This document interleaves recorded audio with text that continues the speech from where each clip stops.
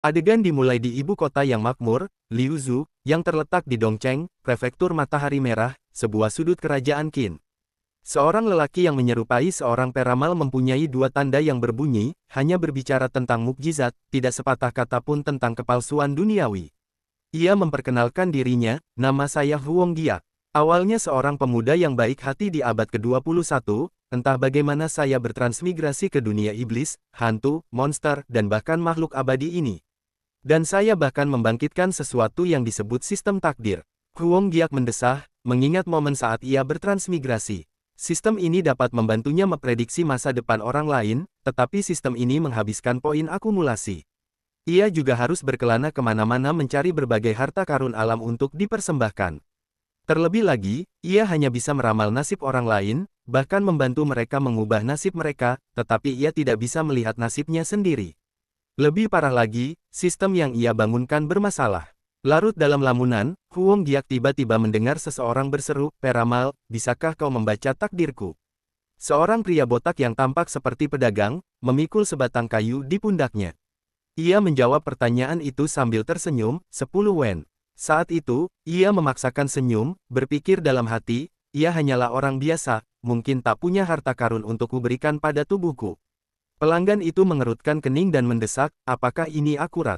Kenapa begitu mahal? Huong Giak terkekeh dan berkata, baiklah, kalau perkiraan saya tidak akurat, silakan hancurkan kios saya. Pelanggan itu melemparkan uang kepadanya. Ia menyerahkan sebuah kuas kepada pelanggan itu, sambil berkata, tulislah sebuah karakter, atau coret-coret saja sesuatu. Mengambil kertas itu, pelanggan itu menggambar sesuatu yang menyerupai kura-kura.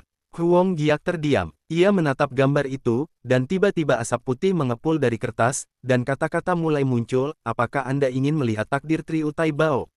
Ramalan ini akan menghabiskan 1 poin akumulasi takdir.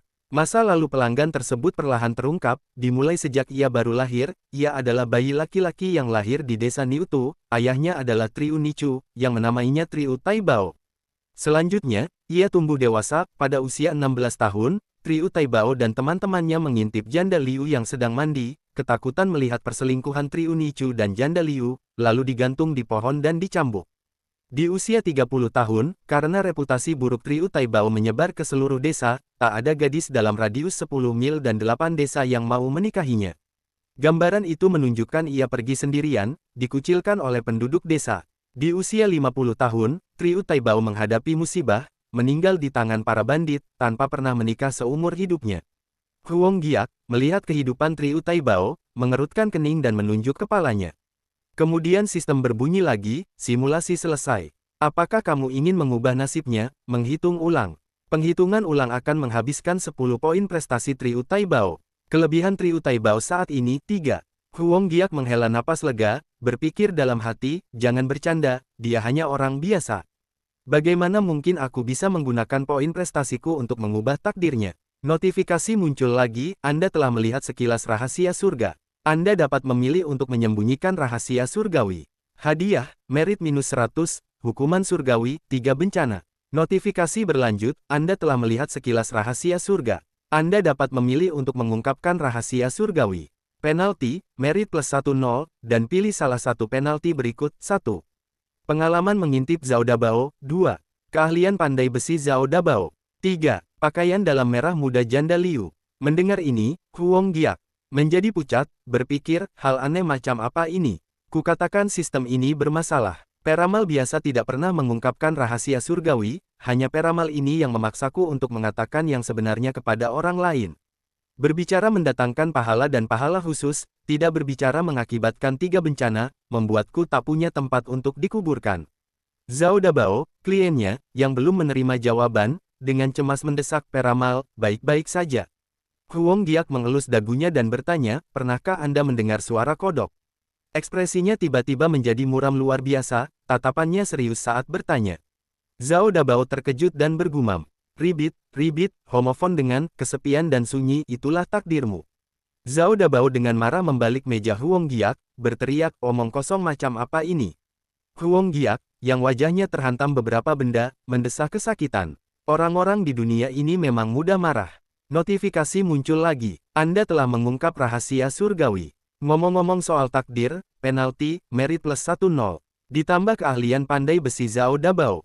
Huang Giak melambaikan tangannya dan berteriak, keluar. Aku masih harus mengurus 2 orang lagi hari ini. Huang Giak dengan marah menghapus notifikasi itu, sambil mengumpat pura-pura mati lagi, memaksaku meramal nasib 3 orang sehari. Huang Giak memanggul barang-barangnya, sambil berjalan dengan marah dan menggerutu, orang-orang di dunia ini bahkan tidak mengizinkanku secara aktif mencari orang untuk membaca peruntungan mereka, aku hanya bisa menunggu mereka datang kepadaku.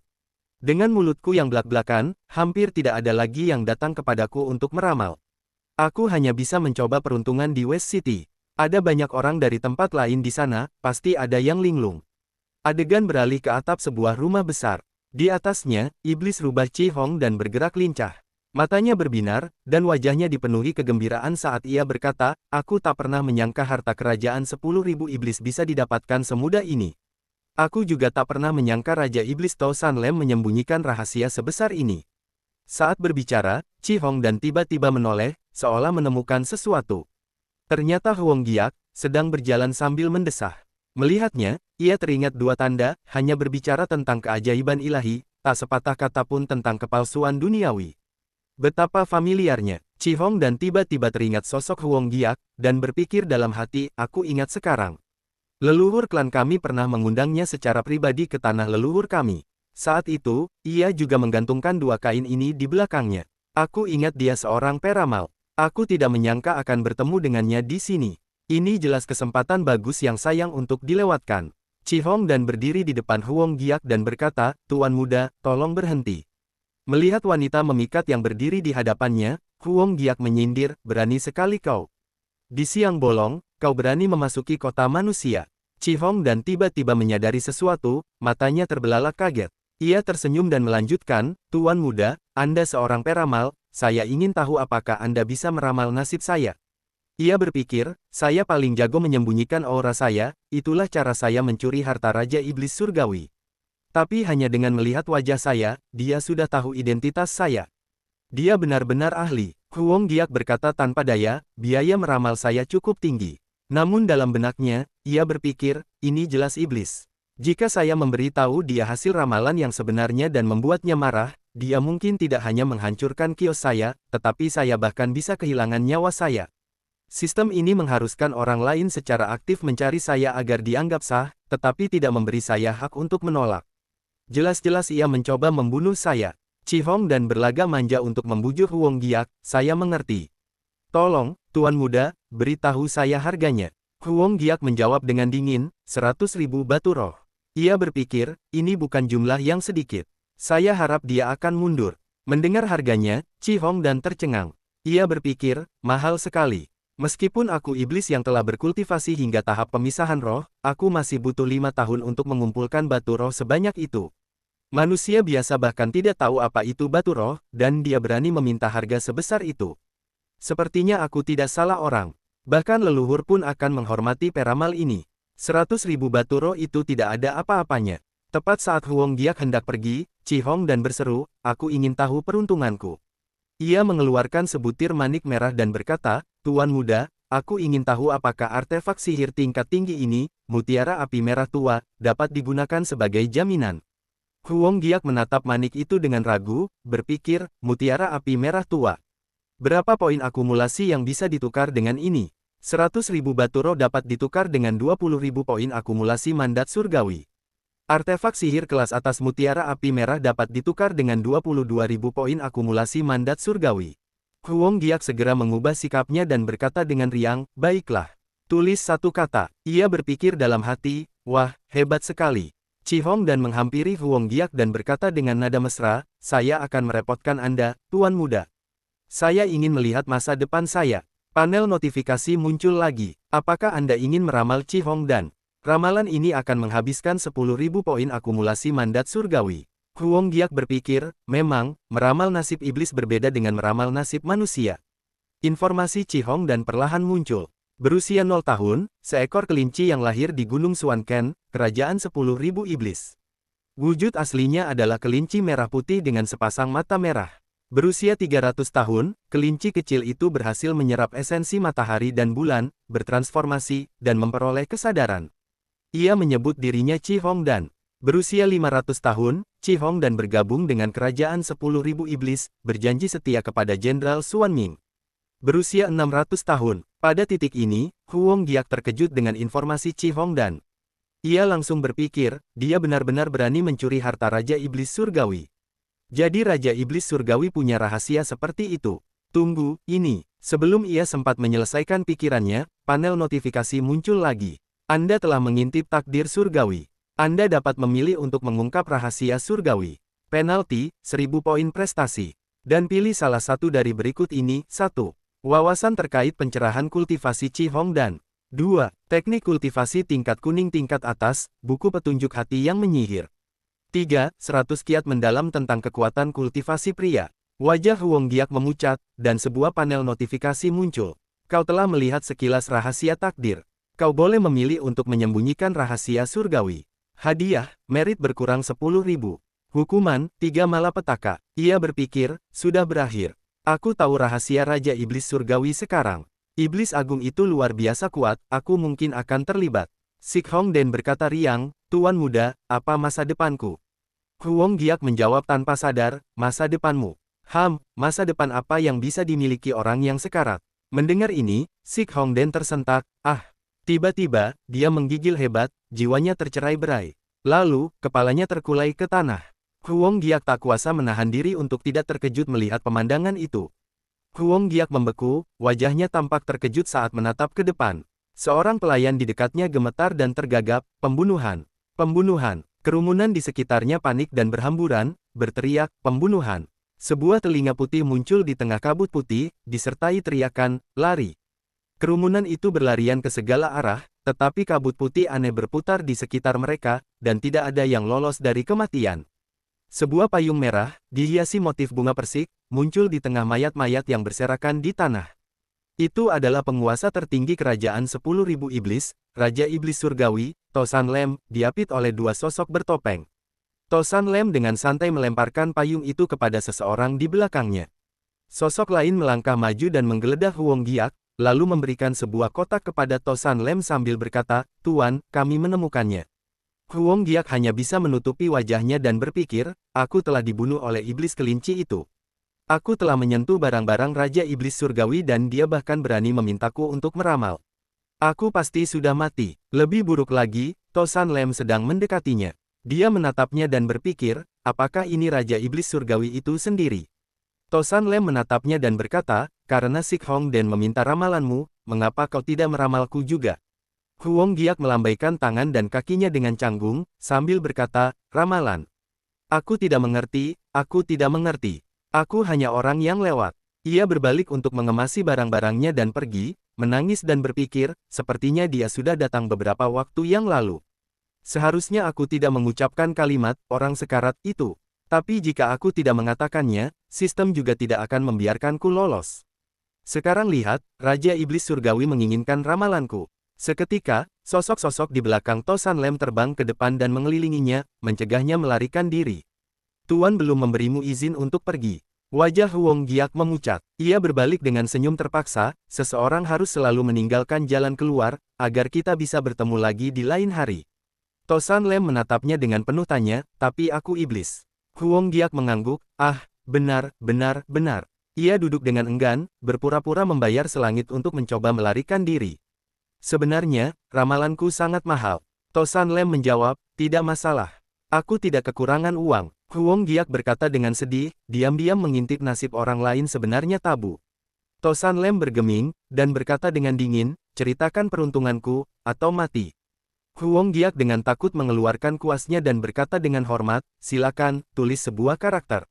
Huang Giak berpikir, baiklah, entah itu Raja Iblis Surgawi atau sistem, aku tak bisa menolak keduanya. Hidup dan mati sudah ditentukan. Aku akan menuruti kehendak surga. Saat itu, Tosan Lem mengambil kuas dan menulis karakter, bunuh. Perintah itu muncul lagi. Haruskah dia meramal nasib Tosan Lem? Ramalan ini akan menghabiskan 100 juta poin takdir surgawi. Mendengar ini, Huang Giak tertegun, wajahnya pucat pasi sambil berpikir, 100 juta poin. Aku sudah di sini selama 5 tahun, dan ini pertama kalinya meramal nasib orang lain membutuhkan begitu banyak poin takdir surgawi. Tapi jumlah poin takdir surgawi yang telah kukumpulkan bahkan tidak sampai 1% pun. Huang Giak mengerutkan kening, berpikir, benar, tingkat kesulitan ramalan sistemku, dan konsumsi poin takdir surgawi, meningkat seiring dengan tingkat kultivasi, bakat, dan pencapaian target di masa mendatang. Dia adalah Raja Iblis Surgawi, kultivasi dan bakatnya sangat tinggi, jadi tidak heran poinnya sangat tinggi. Tosan Lem menyilangkan tangan dan bertanya, tidak bisakah kau memahaminya? Lalu ia berpikir dalam hati, kupikir dia bisa menjelaskan hidup dan mati Chi Hong dan hanya dengan satu kalimat, bahwa dia mampu, tetapi sekarang dia ketakutan setengah mati hanya dengan menulis kata, bunuh, dia bahkan tidak bisa menjaga ketenangannya. Tosan Lem mendesah tak sabar dan memerintahkan, bunuh dia. Seorang bawahan dengan cepat menjawab, ya.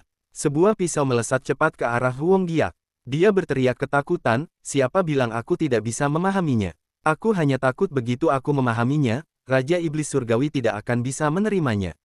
Tosan Lem mengangkat tangannya untuk menghentikan bawahannya, lalu berkata, berapa banyak yang diminta Tuan Muda? Huang Giak berkata dengan wajah serius, jika Raja Iblis Surgawi bersedia menggunakan seluruh kerajaan 10.000 iblis sebagai biaya ramalanku, mungkin aku bisa. Kali ini, Tosan Lem berkata dengan suara rendah, terlalu berlebihan. Budak pedang, bunuh dia. Melihat pisau yang hendak menusuk wajahnya, Huang Giak memohon dengan keras, tunggu. Tunggu, meskipun Raja Iblis Surgawi tidak mampu membayar biaya ramalanku, aku bisa memperkirakan sebagian masa depanmu. Tidakkah kau penasaran dengan pencapaian besar yang akan kau ciptakan 1000 tahun dari sekarang? Tidakkah kau ingin tahu apakah kau akan tetap menjadi dirimu sendiri 1000 tahun lagi? Tosan Lem segera memerintahkan mereka untuk berhenti. Pisau itu langsung berhenti, dan suaranya terdengar lagi, kalian bisa menghitung nasibku 1000 tahun dari sekarang. Huang Giak gemetar saat berkata, aku bisa mencoba. Huang Giak menatap langit sambil berpikir, coba kulihat transformasi seperti apa yang akan dialami iblis wanita ini dalam 1000 tahun. Dia memaksaku meramal nasibnya, dia pasti ingin tahu rahasia yang dibawanya. Lagi pula, aku sudah menyinggung rahasia ini saat meramal nasib Chi Hong dan. Tapi apa yang harus kukatakan? Jika itu sesuatu yang buruk dan aku mengatakan yang sebenarnya, dia pasti akan membunuhku. Perintah itu muncul lagi, Anda telah memilih untuk meramal nasib Tosan Lem secara bertahap. Anda telah memilih untuk melihat 10 tahun takdirnya, 1000 tahun dari sekarang. Ramalan ini akan menghabiskan 1 juta poin takdir surgawi. Huang Giak menatap Tosan Lem, gemetar saat ia mengulurkan tangannya dan berkata, bayar biaya ramalannya dulu. 1 artefak kelas rendah atau 5 juta batu roh. Tosan Lem langsung melemparkan labu emas kepada Huang Giak dan berkata, baiklah. Prompt menampilkan gambar Tosan Lem menggendong seorang anak, diikuti dengan teks, 1000 tahun kemudian, Tosan Lem berada di lembah Chiha, mengasuh anak-anaknya. Huang Giak menatap ini dengan takjub, berpikir, apa? Mengurus anak-anak, penguasa tertinggi kerajaan 10.000 iblis, Raja Iblis Surgawi, eksistensi bagaikan mimpi buruk bagi umat manusia, dengan senang hati mengasuh anak-anak dalam 1000 tahun. Iblis wanita kejam ini, siapa yang mungkin bisa menikahinya? Prompt yang ditampilkan, 1001 tahun kemudian, Tosan Lem pusing memikirkan pendidikan putra sulungnya. Bocah ini tidak ingin mempelajari seni membunuh, melainkan ingin mempelajari keahlian meramal ayahnya yang sia-sia, membuatnya sangat marah. Suara seseorang terdengar, Tosan Lem dan kedua anak itu bahagia bersama, dan pesan itu terus terngiang, 1002 tahun kemudian. Tosan Lem resmi mulai mengajar putri keduanya. Putri ketiganya juga berlatih, dan ia sangat puas dengan bakat mereka. Petunjuk itu terus muncul, 1003 tahun kemudian, putra keempat Tosan Lem, pada ulang tahun pertamanya, mengambil 2 bendera yang bertuliskan, hanya mengucapkan kata-kata mistis. Tak ada satupun kebohongan, persis seperti ayahnya dulu, yang membuatnya geram. Ia jelas telah menyiapkan palu, kapak, kait, pisau, pedang, tombak, segala macam senjata suci untuk dipilihnya. 1004 tahun kemudian, Tosan Lem hamil anak kelimanya. Tahun itu, masih belum ada tanda-tanda persalinan, membuatnya diam-diam khawatir. Saat itu, Tosan Lem terbaring hamil di tempat tidur, terus-menerus mengusap perutnya, lalu 1005 tahun kemudian. Melihat ini, Huang Giak mengerutkan kening, berpikir dalam hati, sepertinya ada yang tidak beres. 1010 tahun kemudian, suami Tosan Lem, Huang Giak, akhirnya kembali ke lembah Chiha dari mata air kuning di dunia bawah, membuatnya sangat gembira. Tosan Lem sedang memeluknya dengan gembira saat itu. Namun, selama keintiman mereka, ia jelas mencium aroma wanita lain pada dirinya. Tosan Lem mengerutkan kening saat itu, sangat marah. Huong Giak memasang ekspresi bingung, berpikir, suami. Suami Tosan Lem adalah Huong Giak. Tiba-tiba ia berteriak kaget, aku mati. Lalu Huong Giak mengelus dagunya dan tersenyum, berpikir, aku penasaran siapa yang punya kemampuan untuk membuat Raja Iblis Surgawi yang tegas dan kejam ini rela menjadi kepala rumah tangga yang mengurus anak-anak. Jadi, akulah orangnya. Kalau begitu, tidak apa-apa. Perintah muncul lagi, simulasi selesai. Apakah Anda ingin mengubah takdir dan meramal lagi? Meramal lagi akan menghabiskan 1 juta poin merit Tosan Lem. Poin merit Tosan Lem saat ini minus 11,25 juta. Anda dapat memilih untuk menghabiskan 1 juta poin merit Anda sendiri untuk mengubah takdir. Poin merit saat ini adalah 89.539. Huong Giak ngeri mendengarnya, keringat dingin membasahi sekujur tubuhnya, dan ia berpikir, kupikir kalau hasilnya tidak bagus, aku bisa membayar harga untuk mengubah takdir agar tidak dibunuh oleh iblis ini. Tapi poin pahalanya lebih dari 10 juta. Kekejian apa yang telah dilakukan iblis wanita ini sampai-sampai ia belum disalibkan oleh surga. Pahala yang telah kukumpulkan selama bertahun-tahun bahkan tidak cukup untuk mengubah takdirnya. Tosan Lem masih menunggu jawaban Huong Giak dengan serius. Kesabarannya hampir mencapai batasnya, dan ia bertanya, apakah pemuda itu sudah menemukan sesuatu? Huong Giak berpikir dengan takut, aku sudah mati. Jika aku mengatakan yang sebenarnya sekarang, aku mungkin akan langsung dicincang sampai mati oleh Tosan Lem. Perintah itu muncul lagi, kamu telah mengintip ke surga. Kamu dapat memilih untuk menyembunyikan rahasia surgawi. Hadiah, nilai jasa dikurangi 1 juta, tersambar petir tingkat 9 dan mati. Kamu telah mengintip ke surga. Kamu dapat memilih untuk mengungkapkan rahasia surgawi. Hukuman, nilai jasa dikurangi 100.000 tambahan, dan pilih salah satu hukuman berikut. Setelah membaca setiap baris peringatan, Huong Giak berpikir, biasanya, ketika meramal dan memilih untuk menyembunyikan rahasia surgawi, meskipun seseorang harus menanggung hukuman 3 malapetaka, sistem tidak mengatakan seseorang pasti akan mati. Namun kali ini, sistem dengan jelas memberitahu saya bahwa saya tidak akan mampu menanggungnya. Kematian yang pasti. Panel notifikasi terus menampilkan, 1. Pengalaman mengasuh anak Dong Song Lem, 2. 10.000 cara mendisiplinkan suami Anda, 3. Setengah liontin giok. Huong Giak mengumpat dalam hati, apa-apaan 3 hadiah ini? Sambil memegang dadanya dengan cemas, ia berpikir, tak ada cara lain, aku pilih saja yang ketiga dan bertaruh. Di tangannya, ia memegang separuh liontin giok hijau. Mata Huong Giak berbinar, dan ia tampak gembira. Liontin giok itu biasa saja, tanpa jejak fluktuasi energi spiritual. Ia tak tahu mengapa hanya separuhnya, tetapi mengandung jejak aura Tosan Lem. Liontin giok ini seolah menyembunyikan rahasia yang berkaitan dengan Tosan Lem. Orang yang memakai liontin giok ini mampu membuat Tosan Lem menyetujui satu hal tanpa syarat. Huong Giak berpikir, dengan liontin giok ini, aku selamat. Tosan Lem bertanya dengan ekspresi muram, mengapa pemuda itu diam saja? Apa kau mencoba menipuku? Huong Giak menjawab dengan gugup, selamat, Raja Iblis, selamat, Raja Iblis. Tosan Lem bertanya dengan rasa ingin tahu, apa yang terjadi. Huong Giak menjawab, 1000 tahun dari sekarang, Raja Iblis akan memiliki pernikahan yang bahagia dan melahirkan 2 orang putra dan 2 orang putri, dan saat ini ada seorang anak lagi dalam kandunganmu. Wajah Tosan Lem langsung berseri-seri, dan dia menatap Huong Giak dengan mata terbelalak. Melalui kata-kata Huong Giak, gambaran anak-anak muncul. Putra tertua sangat cerdas sejak usia muda, mahir dalam kitab perubahan, 5 elemen, dan semua legenda kuno dan modern. Putri kedua dan ketiga adalah sepasang saudara kembar, dengan bakat luar biasa, terlahir dengan pemahaman akan kemampuan ilahi, tegas dalam membunuh, dan memiliki kualitas-kualitas jenius yang langka. Putra bungsu, meskipun belum terlatih sejak usia muda, memiliki penampilan seorang bijak, murni dunia, terlahir dengan pembawaan seorang kaisar. 5 dewa abadi melindungi dunia, 5 berkah membuka jalan, semua dewa mematuhi perintah mereka. Anak kelima, yang masih dalam kandungan, dikelilingi awan ungu, yang dirindukan oleh urat naga dari jalur kekaisaran, memiliki penampilan alami seorang kaisar manusia. Huong Giak tiba-tiba terhempas oleh gelombang kekuatan, dan pukulan-pukulan beruntun membuatnya merasakan sakit yang tak tertahankan, wajahnya memar dan bengkak. Tosan Lem dengan marah bertanya, tahukah kau harga dari omong kosong seperti itu? Huong Giak berjuang berdiri dan dengan tenang menjawab, jika aku bicara omong kosong, aku akan dihukum oleh surga. Begitu dia selesai berbicara, sambaran petir menyambar dari langit, menyebabkan Huong Giak gemetar ketakutan. Tosan Lem menyilangkan tangannya dengan sinis, kalau begitu, bisakah tuan muda itu memberitahuku pria mana yang bisa membuatku rela melahirkan anak-anaknya? Huang Giak dengan riang menunjuk dirinya sendiri dan berkata, orang yang rendah hati ini.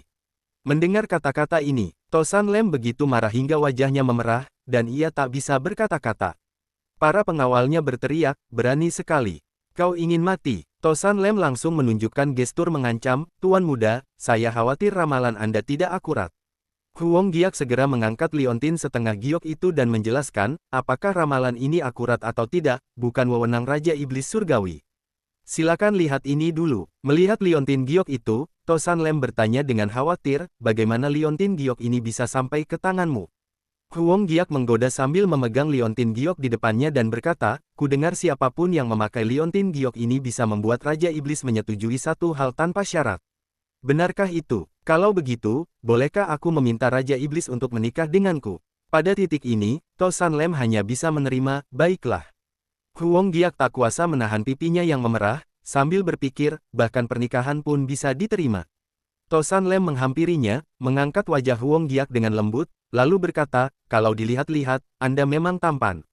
Namun, Tuan muda, saya khawatir ramalan Anda masih kurang akurat. Huang Giak bertanya dengan canggung, mengapa Anda berkata begitu? Tosan Lem merangkul leher Huang Giak dan menjelaskan, karena aku akan membawamu kembali ke kerajaan 10.000 iblis untuk menikah. Tapi meskipun aku setuju menikahimu, di malam pernikahan kita, aku tetap akan mengundangmu untuk mati. Huang Giak mencondongkan badan, buru-buru menolak. Aku hanya memegang liontin giok itu dan bertanya, aku belum memastikan keinginan ini. Kumohon, Raja Iblis, kembalikan liontin giok itu kepadaku agar aku bisa mempertimbangkannya kembali. Huang Giak berpikir dalam hati, wanita ini benar-benar tidak masuk akal. Tosan Lem tidak menghiraukannya dan memerintahkan pengawalnya, budak pedang, budak bunga, bawa dia kembali ke kerajaan 10.000 iblis. Keduanya segera patuh, menjawab serempak, baik, Raja Iblis. Huang Giak, sambil memegang jimat bercahaya, berkata dengan marah, dasar iblis, siapapun yang menikahimu akan dikutuk dengan kesialan. Jika aku mengumpulkan cukup pahala, aku pasti akan mengubah nasib ini. Ia melemparkan jimat itu ke tanah dengan ganas. Sebuah cahaya menyelimuti dirinya, disertai kata, selamat tinggal. Ia menghilang begitu cepat sehingga budak pedang dan budak bunga tak mampu menangkapnya. Melihat jimat itu, Tosan Lem tak kuasa menahan diri untuk berkata, itu jimatnya, tipu daya naga tua itu. Aku tak menyangka peramal ini akan menyuruh naga tua di Danau Matahari Bulan untuk menghunus jimat pelindung untuknya. Siapakah sebenarnya makhluk abadi ini? Budak pedang buru-buru berlutut dan berkata, Raja Iblis, haruskah bawahanmu mengejar dan menangkapnya? Tosan Lem memerintahkan, ampuni nyawanya, tapi bawa dia kembali ke kerajaan 10.000 iblis. Setelah mengatakan itu, budak bunga melindungi Tosan Lem dengan payung dan mengantarnya kembali. Dalam perjalanan, ia masih merenung, sudah jelas sekarang, Cihong dan pasti telah mencuri mutiara jiwa giok es mistikku. Pasti itu ulah naga tua itu. Apa tujuan mereka? Tosan Lem dan budak bunga melanjutkan percakapan mereka. Budak bunga bertanya, Raja Iblis, apakah kau kembali ke kerajaan 10.000 iblis? Tosan Lem dengan cepat menjawab, tidak, ke Danau Matahari Bulan. Pemandangan beralih ke sebuah ngarai yang indah, Sungai Bunga Giok di Pegunungan Tianan, Provinsi Wei. Di bawah ngarai, sebuah sungai berwarna biru kehijauan mengalir dengan tenang. Tiba-tiba, sesuatu tercebur ke air, menyemburkan air. Ternyata itu Huang Giak. Merangkak ke tepi sungai, ia meratap, oh, sungguh malang. Sambil bersandar di pohon, Huang Giak berkata dengan sedih, jimat pelindungku. Aku menghabiskan setengah bulan di Danau Matahari Bulan, dengan susah payah menipu naga tua itu agar memberikannya kepadaku, dan tanpa diduga aku menggunakannya dalam situasi ini. Memikirkan Tosan Lem, ia semakin marah, Tosan Lem, tunggu saja. Begitu aku menemukan seseorang yang telah berkultivasi selama ribuan tahun, seseorang yang tak terkalahkan, aku pasti tidak akan membiarkanmu. Namun ketika ia mengingat ramalannya, ia berkata dengan penuh semangat, namun, menurut perhitungan sistem, 1000 tahun dari sekarang, Tosan Lem akan menikahiku dan melahirkan 5 anak untukku. Itu bukan cara yang buruk untuk membalas dendam, kan? Namun, membayangkan ekornya melilit lehernya. Ia menggeleng kuat-kuat, tidak mungkin, orang itu pembunuh berdarah dingin. Lupakan saja, kalau memang tidak berhasil, lebih baik aku rajin mengumpulkan pahala untuk mengubah takdirku. Tiba-tiba menyadari keanehan di sekelilingnya, Huang Giak mendongak dan bertanya-tanya, di mana ini? Huong Giak berdiri, menyampirkan tasnya di bahu, dan berkata sambil berjalan, ayo masuk dan lihat-lihat. Mungkin aku akan menemukan harta karun. Setengah bulan kemudian, Huong Giak muncul di punggung seekor harimau raksasa, berlari kencang, melampaui banyak hewan lainnya. Huong Giak, yang duduk di punggung harimau sambil memegang makanan di tangan, berkata, akhirnya, saya hampir keluar dari pegunungan Tianan. Sambil memegang labu air, Huong Giak mengerutkan kening dan berkata, aku tidak menyangka jimat perjalanan ilahi Myriad Mile milik Old Long akan membawaku ke wilayah perbatasan terpencil Wei.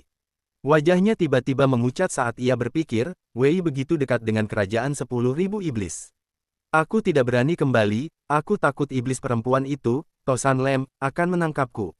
Harimau itu, berlari kencang, bertanya, kemana guru ingin pergi? Huong Giak menjawab, kurasa aku harus pergi ke Qin. Tiba-tiba, dia bertepuk tangan saat teringat sesuatu, untuk sampai ke Qin, aku harus menyeberangi sungai bunga giok, tapi aku tidak punya perahu. Mendengar hal ini, harimau itu berkata, jangan khawatir, guru, aku punya cara untuk membantumu menyeberangi sungai. Huong Giak berkata dengan gembira, benarkah? Kalau begitu, terima kasih banyak, saudara harimau. Sambil melihat makanan di tasnya, Huong Giak berpikir dengan gembira, setengah bulan terakhir ini tidak terbuang sia-sia. Siapa sangka tempat ini memiliki hutan roh yang telah terbangun, dengan beberapa iblis yang kultivasinya cukup baik. Mereka tidak hanya membantuku menyelesaikan kuota harian 3 ramalan dengan lancar, tetapi aku juga mendapatkan begitu banyak harta karun. Harimau itu berbalik kepada Huong Giak dan berkata, guru, terima kasih telah meramal untuk kami selama setengah bulan terakhir, membantu kami mengetahui bahwa dewa sejati yang saleh akan muncul di sini di masa depan. Kami sungguh berterima kasih. Semua orang ingin mengantar Anda sebagian dari perjalanan Anda, mengapa Anda tidak setuju? Huong Giak melambaikan tangannya dan berkata sambil tersenyum, itu hanya masalah kecil, tidak perlu formalitas seperti itu, tidak perlu, tidak perlu. Huong Giak melanjutkan, ketika dewa yang saleh itu muncul, selama kalian semua berbuat baik dan mengumpulkan pahala, kalian pasti bisa menjadi dewa pelindung wilayah ini, menikmati persembahan dupa. Saat itu, pikirnya, para iblis ini tidak bodoh. Jika aku tidak meramalkan bahwa dewa yang saleh akan muncul di pegunungan Tianan di masa depan, dan bahwa para iblis gunung ini semua akan diterima dan akhirnya menikmati persembahan dupa di wilayah ini, mereka tidak akan begitu hormat kepadaku. Harimau itu menjawab, aku ingin tahu siapakah pemimpin yang ditakdirkan ini. Suara Huong Giak perlahan menghilang bersama sosok harimau itu adalah rahasia surgawi tidak boleh diungkapkan. Sambil menyeka keringat di wajahnya, Huong Giak menggaruk kepalanya dan berpikir, aku belum tahu siapa dewa yang saleh ini, mungkin mereka belum lahir. Setelah aku lolos dari bahaya dari Tosan Lem, aku bisa kembali dan memeriksanya nanti. Setelah berjalan beberapa saat, Huong Giak turun dari tunggangan harimaunya, terima kasih. Membawaku ke sini sudah cukup, kau boleh kembali sekarang. Air memercik dari belakangnya, diiringi kata-kata Huong Giak, sungai ini berbahaya, aku khawatir bahkan perahu pun tak mampu menyeberanginya. Saudara harimau, apa kau benar-benar punya cara untuk membantuku menyeberang? Tiba-tiba, harimau itu mengaum, memaksa Huong Giak menutup telinganya. Sebuah pusaran air terbentuk di permukaan air, berputar terus-menerus, tampak seperti lubang hitam yang menyedot segalanya. Air terus-menerus memercik ke wajah Huong Giak, mencegahnya membuka mata, raut wajahnya dipenuhi rasa sakit. Pusaran air itu semakin dalam, memperlihatkan lubang tanpa dasar. Permukaan air perlahan-lahan surut, memperlihatkan cangkang kura-kura raksasa di tengah sungai.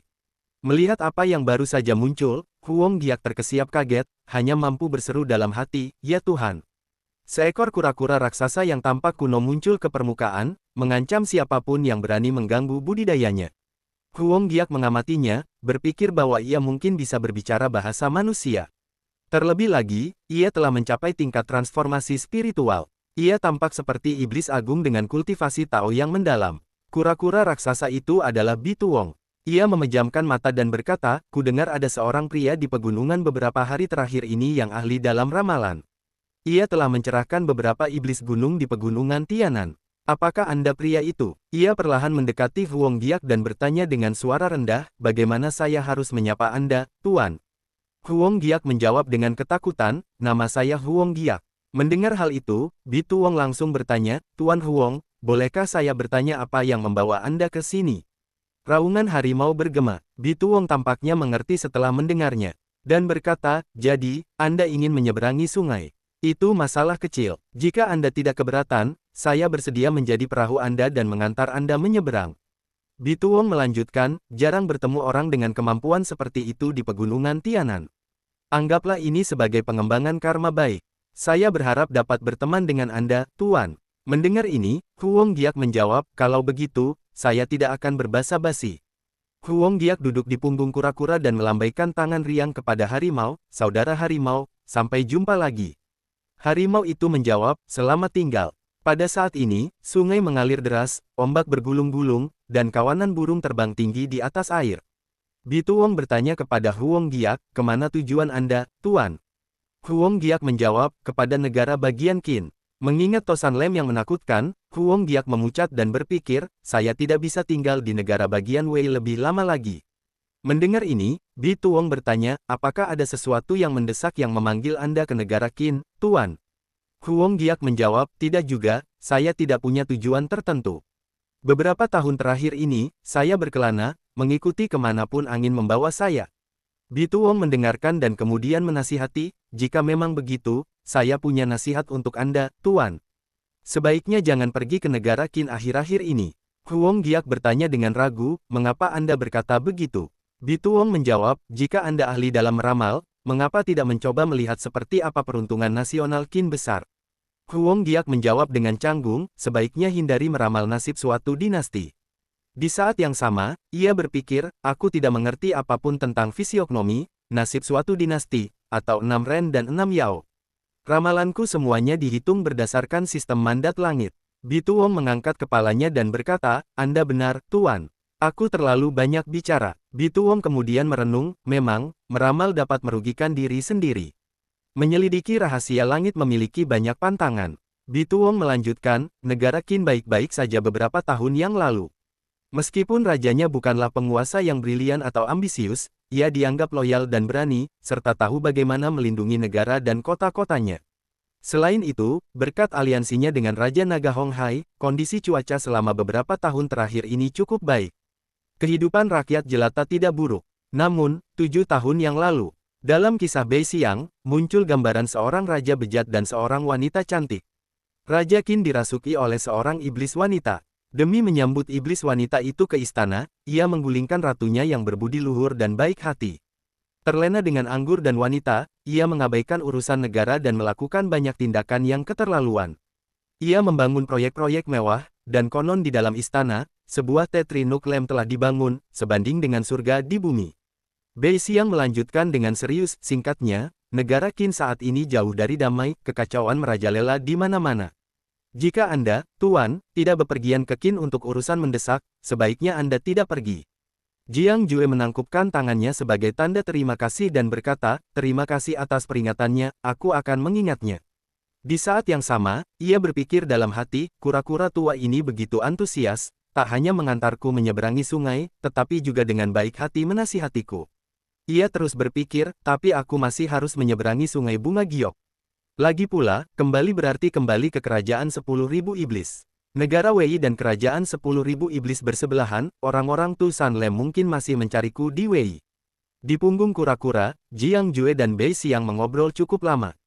Setelah itu, kura-kura tua ini menanyakan banyak pertanyaan sepele kepadanya. Namun, ia bisa merasakan bahwa kura-kura itu sepertinya ingin menanyakan sesuatu tetapi sulit untuk berbicara. Setengah jam kemudian, mereka sampai di tengah sungai. Tiba-tiba, terjadi keributan di bawah air, lapisan-lapisan air bergejolak secara tidak normal. Melihat ini, Jiang Jue berpikir dalam hati, apa ini? Entah dari mana, segerombolan kepiting raksasa muncul dari bawah air, menuju Bei Xiang dan Jiang Jue. Jiang Jue terkejut dengan kemunculan kawanan kepiting yang tiba-tiba. Ia berkata dengan cemas, ini bukan makhluk air biasa. Untuk apa mereka berkumpul di sini? Bei Xiang mengangkat kepalanya untuk menjawab pertanyaan Jiang Jue, jangan khawatir, Tuan. Mereka semua adalah keturunan saya. Mereka hanya mendengar bahwa Anda memberi petunjuk kepada para iblis gunung di Gunung Tianan, jadi mereka juga ingin mencari sedikit keberuntungan. Jika Anda tidak menyukainya, Tuan, saya akan menyuruh mereka pergi. Petik 2. Jiang Jue melambaikan tangannya untuk memberi isyarat agar Bei Xiang tidak perlu bersikap sopan, lalu berkata riang, tidak apa-apa, bertemu satu sama lain itu semacam takdir. Hanya saja, takdir setiap orang tidak pasti. Ia berpikir dalam hati, kalau dihitung-hitung, aku belum memenuhi kuota meramal untuk 3 orang hari ini. Sepertinya aku harus mengandalkan mereka. Bei Xiang memandang kepiting-kepiting di sekitarnya dan berkata, karena Anda sudah berkata demikian, Tuan, saya akan dengan berani meminta Anda untuk meramal nasib saya. Mendengar ini, Jiang Jue mengelus dagunya sambil berpikir. Aku tahu itu, dia menawarkan diri untuk mengantarku menyeberangi sungai dan sangat sopan. Setelah berbasa-basi, akhirnya dia mengajukan permintaannya. Bei Xiang melanjutkan, jangan salahkan aku, Tuan, aku tahu melakukan ini lancang. Hanya saja ada pertanyaan yang telah membebani pikiranku selama separuh hidupku. Jarang sekali bertemu orang terampil sepertimu. Jika aku melewatkan kesempatan ini, aku khawatir aku akan menyesalinya seumur hidupku. Namun, Tuan, tenanglah. Saya telah menjelajahi Sungai Bunga Giok selama 1200 tahun, saya memang memiliki harta karun. Anggap saja itu biaya meramal. Mendengar ini, Jiang Jue segera bertanya langsung, saya ingin tahu masalah apa yang sedang Anda hadapi. Bei Xiang menjawab, sejak saya memiliki kesadaran, saya telah berkultivasi selama 1200 tahun. Saya telah menghabiskan hidup saya melakukan perbuatan baik dan mengumpulkan kebajikan, tidak pernah melakukan kejahatan apapun. Di sepanjang tepi Sungai Bunga Giok, terdapat banyak kuil yang didedikasikan untukku, semuanya dibangun oleh penduduk desa yang kusayangi. Ini bisa dianggap sebagai menikmati persembahan dupa. Namun, dengan 1000 tahun berjasa, kultivasiku belum banyak berkembang. Energi vital dalam tubuhku mulai menurun. Namun, aku masih belum melihat datangnya kesengsaraan untuk berubah menjadi naga. Bei Xiang melanjutkan keinginannya, ini hanya masalah berubah menjadi naga. Dengan lancang aku bertanya kepadamu, Tuan, bolehkah aku berubah menjadi naga? Jiang Jue mengangkat tangan ke mulutnya, tenggelam dalam pikirannya. Ada yang tidak beres. Jika kura-kura tua itu akan mencapai alam transformasi naga, seharusnya ia memiliki beberapa karakteristik seperti naga. Namun, selain ukurannya yang besar, ia tidak memilikinya. Jelas ia tidak akan bisa berubah menjadi naga. Ia punya firasat buruk. Jiang Jue pertama-tama membahas biaya ramalan, harus saya katakan di awal, biaya ramalan saya tidak murah. Ia berpikir dalam hati, berdasarkan pengalaman saya selama bertahun-tahun. Ramalan ini mungkin tidak akan membuahkan hasil yang baik. Jika tidak puas dengan hasilnya, iblis berusia 1000 tahun ini, dengan kekuatannya, jelas bukan tandinganku. Lagi pula, aku sedang berada di punggungnya. Bei Xiang menjawab tanpa ragu, Tuan, tolong beritahu aku. Jiang Jue mengerutkan kening sambil berpikir. Aneh, kenapa semua orang yang mencari ramalanku kaya? Sebuah jendela prompt muncul, apakah Anda ingin meramal Bei Xiang dari Sungai Bunga Giok? Ramalan ini akan menghabiskan 30.000 poin takdir. Sambil memegang batu berlumut, Jiang Jue berkata, 300.000 batu roh. Ia berpikir, sebenarnya, 300.000 batu roh bisa ditukar dengan 60.000 poin takdir, tapi untuk ramalan yang tidak ingin kulakukan, biayanya akan meningkat drastis. Jiang Jue melanjutkan, akan kukatakan padamu di awal, takdir sudah ditentukan sebelumnya. Jika ramalan menunjukkan nasib buruk, biayanya tidak bisa dikembalikan. Mungkin lebih baik tidak tahu.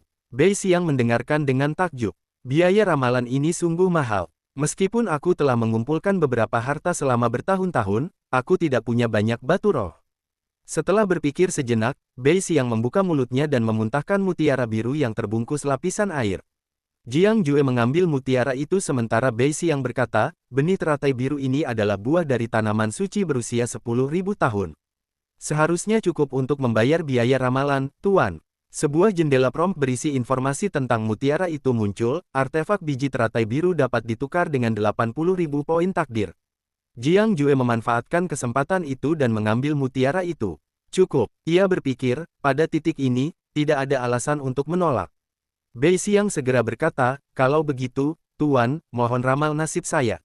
Sebuah jendela prompt yang menampilkan kehidupan Bei Xiang muncul abadi. Seekor kura-kura hitam lahir di Gunung Tianan di tepi Sungai Bunga Giok. Pada usia 60 tahun, kura-kura hitam itu secara tidak sengaja memakan biji teratai biru, yang secara tak terduga membangkitkan kesadarannya, dan menyatakan dirinya sebagai Wu Bei Xiang. Pada usia 200 tahun, Wu Bei Xiang mendatangkan malapetaka di Sungai Bunga Giok, melahap daging dan darah manusia. Kultivasinya meningkat pesat. Pada usia 500 tahun, Wu Bei Xiang dibimbing oleh seorang ahli, menasihatinya untuk mengolah persembahan dupa guna menghilangkan aura iblisnya. Ia mulai membantu rakyat jelata di negara Qin dan Wei, mendorong mereka untuk membangun balai leluhur untuk menghormatinya. Pada usia 800 tahun, Raja Naga Biru dari Sungai Taiking, yang sedang melewati Sungai Bunga Giok, mengetahui kejahatan Wu Beixiang dan menyerangnya dengan marah. Wu Beixiang nyaris lolos tetapi menderita luka parah pada fondasinya, yang menghambat kemajuan kultivasinya. Pada usia 1201 tahun, Wu Beixiang mati-matian mencari peluang untuk transformasi naga tetapi sia-sia, dan berencana memanfaatkan Raja Qin untuk memenuhi ambisinya. Ia berkolusi dengan selir iblis Qin, menculik rakyat jelata yang berkeliaran untuk memurnikan pil darah manusia. Pada usia 1204 tahun, Wu Beixiang bertemu dengan seorang peramal manusia, berharap mendapatkan bimbingan. Namun, ia diberitahu bahwa takdirnya telah ditentukan oleh kematian. Dalam kemarahannya, ia mencoba menenggelamkan peramal itu di dasar Sungai Bunga Giok, untuk dikurung selama 1000 tahun. Namun, persembahan dupa aula leluhurnya dihancurkan oleh seorang ahli, dan ia pun binasa di bawah hukuman surgawi. Huang Giak mengerutkan kening sambil berpikir. Pantas saja, tak heran ia telah berkultivasi selama 1200 tahun. Tapi ia masih belum berubah menjadi naga. Ia pada dasarnya tidak berani. Ia telah menggunakan persembahan dupa dari balai leluhur untuk menyembunyikan takdirnya, menghindari kesengsaraan surgawi. Tubuh yang penuh dengan hutang karma, bagaimana mungkin ia bisa mengatasi kesengsaraan transformasi naga? Sebuah prompt muncul, Anda telah mengintip takdir. Anda dapat memilih untuk menyembunyikan rahasia surgawi. Hadiah jasa dikurangi 30.000, 9 hukuman karma. Pertama, wawasan tentang jalan keilahian melalui persembahan dupa dari Bitu Wong. Kedua, metode pemurnian pil darah. Ketiga, kemampuan ilahi manipulasi air. Huang Giak berpikir, jalan keilahian melalui persembahan dupa pada dasarnya adalah jalan yang benar, tetapi Bitu Wong membangun sebuah kuil untuk mengolahnya. Wawasannya mungkin bercampur dengan pikiran jahat. Metode pemurnian pil darah, hanya mendengar namanya saja, menunjukkan bahwa itu adalah praktik yang jahat dan tidak ortodoks. Sepertinya saya hanya bisa memilih kemampuan ilahi manipulasi air. Melihat Huang Giak merenung begitu lama, Bitu Wong buru-buru bertanya, Tuan, apakah aku punya kesempatan untuk berubah menjadi naga? Huang Giak berkata dengan tegas, mungkin kau telah meremehkan kemampuanku. Membawa karma membunuh dan masih berani mencari ilmu ramalanku, Bitu Wong, kau sungguh berani. Bitu Wong tiba-tiba merasa ada yang tidak beres dan buru-buru bertanya, saya hanya bertanya tentang kesempatan saya untuk berubah menjadi naga. Mengenai hal-hal lain, saya tidak pernah meminta Tuan untuk meramal. Tuan sudah menerima biaya meramal. Saya sangat terkejut, bagaimana dia tahu nama saya. Selama bertahun-tahun, untuk menghindari Raja Naga Biru dari Sungai Taitan, saya selalu bertindak diam-diam. Saya belum pernah bertemu orang ini. Bagaimana dia bisa tahu nama asliku? Kecuali kalau kemampuan meramalnya begitu tajam sehingga dia bisa menghitung segalanya. Huang Giak tertawa terbahak-bahak dan berkata, kesempatan untuk berubah menjadi naga. Hahaha, Huang Giak melanjutkan dengan tenang, karena kau mencari kesempatan untuk berubah menjadi naga, maka aku akan memberimu kesempatan untuk berubah menjadi naga. Atau lebih tepatnya, kesengsaraan transformasi naga. Mata Bitu Wong berkilat merah, dan ia bertanya kepada Huang Giak, apa maksudmu, Tuan? Huang Giak berkata dengan ekspresi muram, aku bersedia mengorbankan jasaku, menulis dekrit surgawi, dan mempersembahkannya ke surga, berjuang demi kesempatan bagimu untuk berubah menjadi naga. Bitu Wong melanjutkan, aku menunjukkan kebaikan kepadamu dengan mengantarmu menyeberangi sungai, tetapi engkau membalas kebaikan dengan kebencian. Apakah kalian semua, para kultivator manusia, begitu tidak tahu berterima kasih? Huang Giak menangkupkan tangannya, memejamkan mata, dan berkata, murid Huang Giak dengan sungguh-sungguh memohon kepada Dewa Petir Suantian. Kudengar di Sungai Bunga Giok, kura-kura tua Bitu Wong telah berkultivasi selama lebih dari 1200 tahun, melakukan perbuatan baik, dan mengumpulkan pahala. Tiba-tiba, guntur bergemuruh di langit. Bitu Wong menatap langit dan berkata dengan marah, kau cukup terampil, nak. Aku sudah berbaik hati padamu, dan kau berani memperlakukanku seperti ini. Ia berpikir dalam hati, aku tidak menyangka dia akan menggunakan teknik pemanggilan, dan bahkan mengundang Dewa Petir Suantian.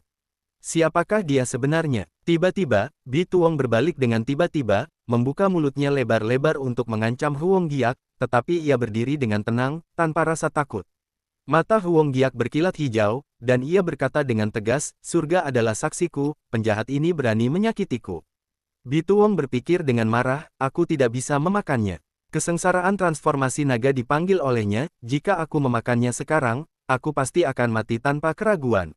Huang Giak mengangkat dua jarinya ke langit, pusaran petir berputar di atas ujung jarinya, dan ia berteriak, perbuatan baik diberkati surga, perbuatan jahat dihukum surga, pikirkan baik-baik. Huang Giak melanjutkan dengan riang, hahaha, Bituong, bukankah kau ingin aku meramal nasibmu? Aku telah meramal sepanjang hidupku dan tidak pernah berbohong sedikit pun. Hari ini, di sini, kau akan binasa di bawah kesengsaraan transformasi naga ini. Huang Giak melanjutkan, dao surgawi itu jelas, pembalasan itu adil. Setelah berkata demikian, ia melompat dari punggung Bituong di bawah tatapan takjubnya. Begitu Huang Giak melompat ke dalam air, sambaran petir menyambar dari langit, menyambar tempat Bituong berdiri. Karena tidak bisa berenang, Huang Giak berteriak, bayar, bayar, cepat bayar. Sebuah notifikasi muncul, Anda telah mengungkap rahasia surgawi dan mengumumkan mandat surgawi. Hukuman diterima, merit plus 3000, kemampuan ilahi, manipulasi air. Sebuah cahaya merah melesat ke arah Huang Giak, tepat mengenai kepalanya saat ia tenggelam. Ia merasakannya dan menatap tangannya, berpikir, meskipun kemampuan ilahi ini hanya setingkat rumen, seharusnya sudah cukup untuk menghadapi situasi saat ini. Menengok ke belakang, formasi petir yang mengerikan telah terbentang. Kuil Bituong berkelap-kelip, diiringi suara, bunga giok, Dewa Agung Bituong, pahala tak terbatas. Bodhisattva Bituong, tubuh emas, tak terhancurkan, menyelamatkan yang menderita dan menyelamatkan yang tertindas. Petir yang menyambar punggung Bituong dengan cepat ditepis, terpantul kembali ke langit. Bituong berpikir dengan marah, kekuatan dupa ini adalah apa yang telah kukumpulkan selama ratusan tahun. Aku tak menyangka akan menghabiskannya sebanyak ini. Tapi jika aku bisa mengatasi kesengsaraan ini dan berubah menjadi naga, itu sepadan. Matanya berkilat merah tajam, dan ia berkata dengan suara berat, Huang Giak, aku akan memanfaatkan kesempatan ini. Bituong menatap kilat yang memenuhi langit dan berpikir, tidak ada jalan kembali, tidak ada jalan untuk melarikan diri. Satu-satunya cara adalah menghadapinya secara langsung. Bituong memandang Huang Giak yang berdiri di depannya, merasa tidak nyaman. Namun, Huang Giak berdiri di sana dengan tenang, dengan senyum mengejek. Ia melambaikan tangannya seolah bersiap untuk merapal mantra. Ia mengerucutkan bibir dan berkata, kekuatan dupa kuil dewa yang penuh nafsu adalah kejahatan, di luar dao.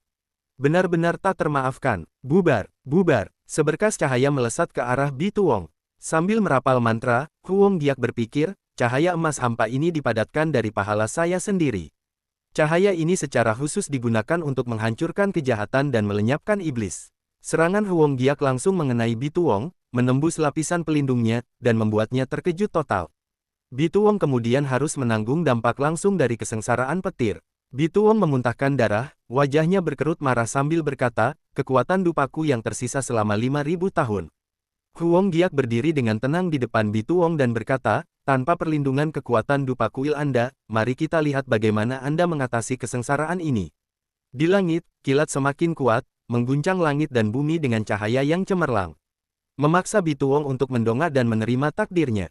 Penderitaan surgawi ini telah menjadi hukuman surgawi. Aku pasti akan mati. Tiba-tiba, Bituong membuka mulutnya lebar-lebar, seluruh wajah dan mulutnya memancarkan cahaya merah yang menyilaukan.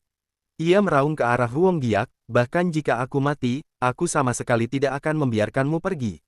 Menghadapi serangan mendadak itu, Huang Giak sedikit terkejut, wajahnya pucat pasi, dan dia mengerang. Terkena serangan Bituong, Huang Giak terjatuh dengan keras, menyebabkan air terciprat kemana-mana. Melihat ini, Bituong berkata dengan riang, hahaha, panah darah ini telah menguncimu. Mari kita lihat kemana kau bisa lari sekarang. Huang Giak, denganmu sebagai bantalanku, aku bisa mati dengan tenang. Di langit, sambaran petir merah menyambar permukaan air dan menimbulkan getaran dahsyat. Beberapa hari kemudian, di perbatasan kerajaan Qin, di Sungai Bunga Giok, sebuah perahu besar hanyut perlahan di permukaan sungai. Di atas perahu, Tuan Muda Xiao berdiri diam, menatap ke depan. Ia menopang dagunya di atas kipas, tenggelam dalam pikirannya. Beberapa hari yang lalu, Sungai Bunga Giok tiba-tiba meluap, menenggelamkan hampir separuh lahan pertanian di kaki Gunung Xianyang. Lahan paling subur di kerajaan Qin terletak di sepanjang tepi Sungai Bunga Giok. Banjir tahun ini terjadi tepat setelah bibit padi ditanam. Sawah-sawah hancur, dan penduduk tercerai-berai. Setelah banjir, pengungsian tak terelakkan akan berhamburan kemana-mana. Tuan Muda Xiao masih terbayang-bayang rakyat yang dilanda kelaparan dan saling bertikai. Namun, yang paling saya khawatirkan saat ini bukanlah masalah pengungsi, melainkan berapa banyak makanan yang tersisa di kas negara. Jika cadangan makanan di kas negara tidak cukup untuk membantu kita melewati masa sulit ini, saya khawatir negara ini akan terjerumus ke dalam kesulitan yang mengerikan. Maka kerajaan Qin pasti akan menjadi neraka.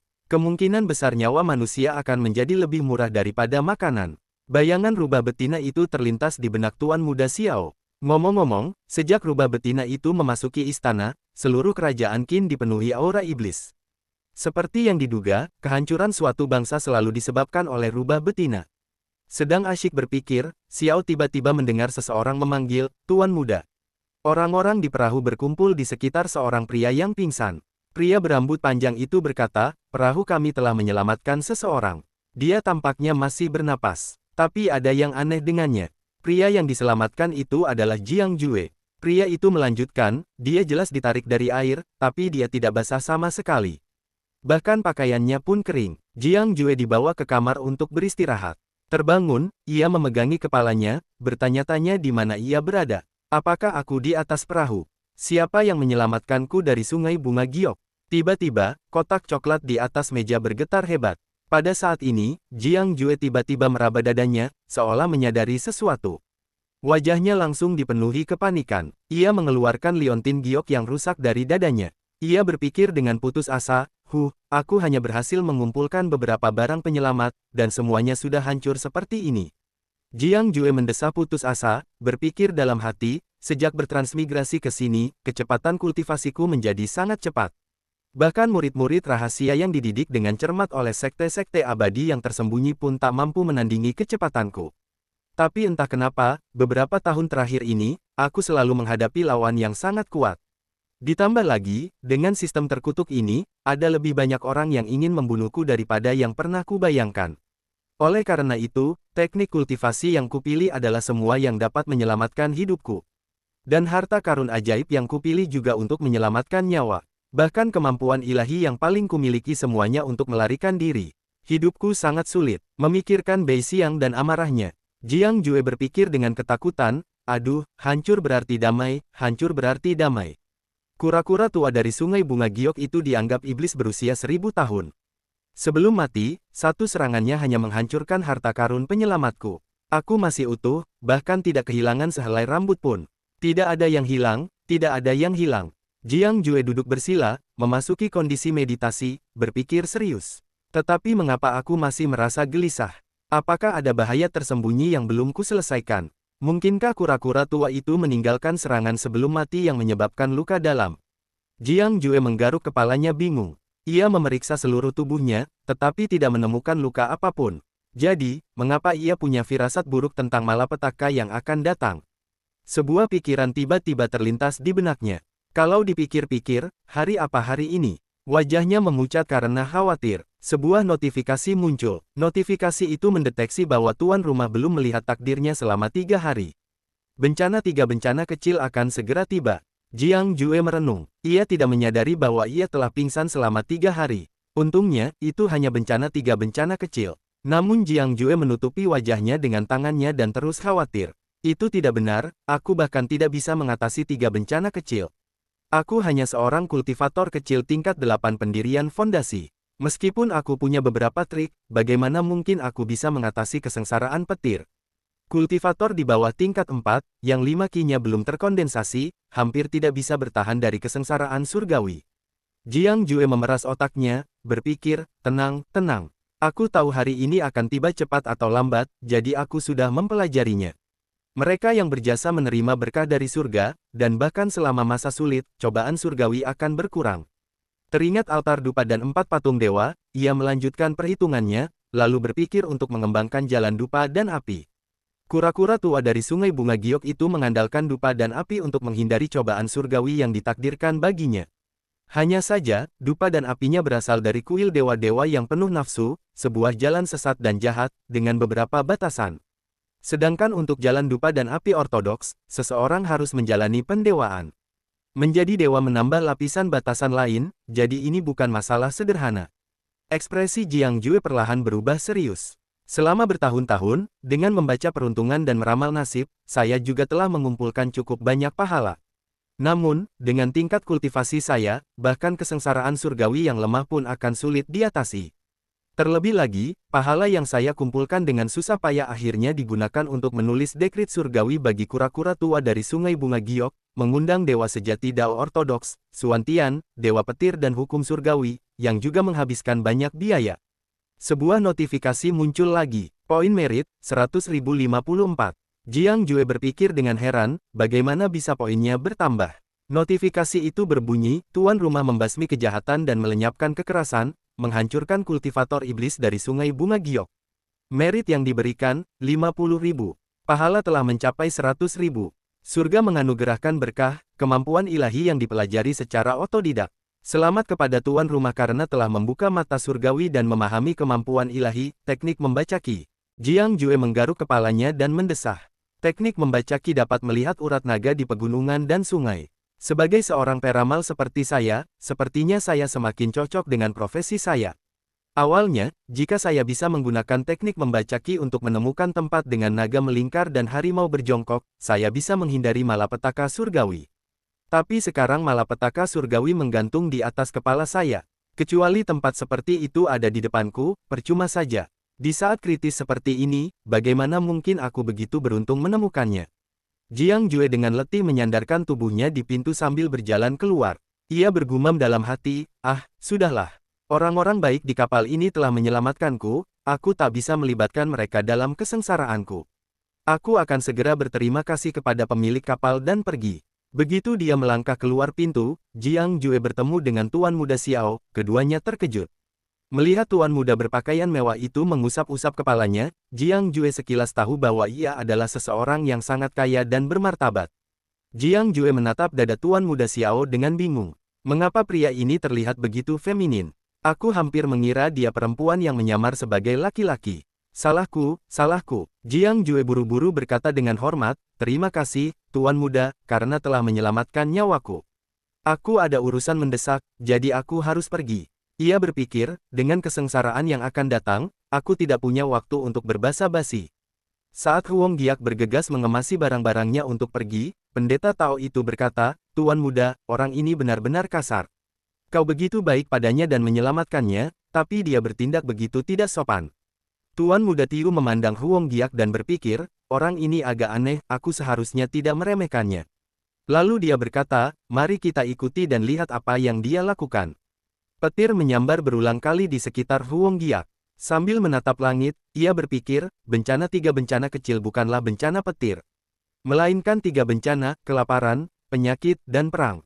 Kesengsaraan tiga bencana kecil tidak akan langsung merenggut nyawa seseorang, tetapi bagaikan cacing yang menggerogoti tulang, membuat hidup lebih buruk daripada kematian. Tuan muda Tiu menatap langit dengan heran dan berpikir, langit baru saja cerah, mengapa sekarang akan turun hujan? Banjir bahkan belum surut sepenuhnya, dan sekarang akan turun hujan lagi. Saya khawatir tanggul yang baru diperbaiki tidak akan mampu menahan panen tahun ini. Ia sedang melamun ketika Huang Giak tiba-tiba melompat ke air. Tuan muda Tiu ingin menghentikannya, tetapi sudah terlambat. Pria ini baru saja diselamatkan dari air, mengapa ia melompat kembali? Pendeta Tao itu menunjuk ke langit dengan takjub dan berkata, Tuan muda, lihat. Huang Giak berjalan dengan mudah di permukaan air, membuat yang lain tercengang. Sungguh orang yang aneh. Sambil melindungi matanya dari cahaya terang, Tuan muda Tiu berkata, oh, langit telah cerah. Huang Giak berdiri dan merapal teknik mata surgawi, membuka mata ketiga di dahinya. Mata ketiganya dapat melihat segala sesuatu, seperti bentang alam pegunungan dan sungai, serta pergerakan burung dan binatang. Ia berpikir, ini pasti aliran takdir. Jika aku bisa menemukan tempat dengan feng shui yang baik, tempat naga melingkar dan harimau meringkuk, aku bisa meminjam kekuatannya untuk menyembunyikan takdirku dan menghindari kesengsaraan tiga bencana kecil.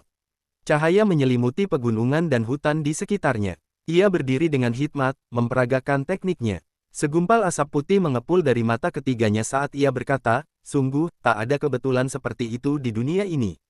Tempat di mana naga melilit dan harimau meringkuk tak mudah ditemukan. Mengenang penatua Longsen, Huang Giak merasakan sedikit kesedihan. Sayang sekali tempat ini begitu jauh dari danau matahari bulan, aku khawatir teman lama itu tidak bisa membantuku. Tiba-tiba, ia melihat tangannya, senyum tipis tersungging di bibirnya. Meskipun aku tidak bisa menemukan tempat di mana naga melingkar dan harimau berjongkok, setidaknya aku bisa menemukan tempat dengan feng shui yang baik untuk pemakamanku.